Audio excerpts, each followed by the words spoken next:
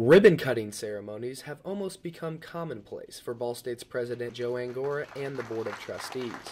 The Education Redefined initiative, which began in 2006, is a $418 million project dedicated to campus improvement, the most recent project being the renovation of the North Quad building.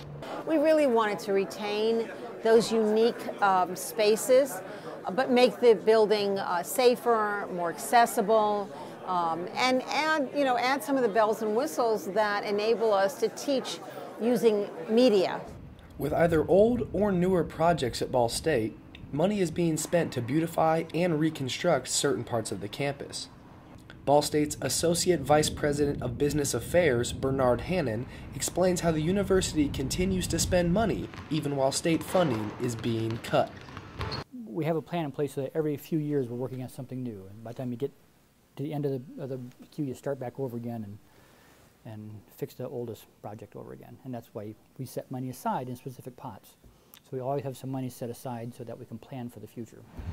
In last year's state funding cuts, Ball State lost the second most amount of funding behind IU Bloomington. But through things like tuition, grants, and sales, the university is still able to spend money. It's important to recognize that the state funding is an integral and important part of the money that we spend at Ball State, but it's not the only part, and all the parts are important.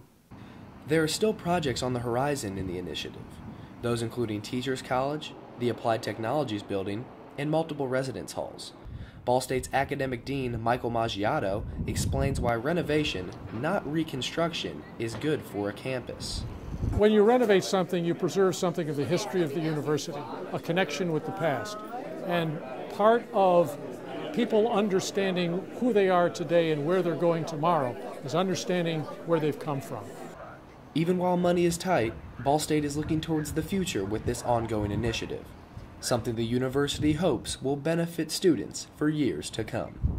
In Muncie, Michael Smeeheisen, NewsLink, Indiana.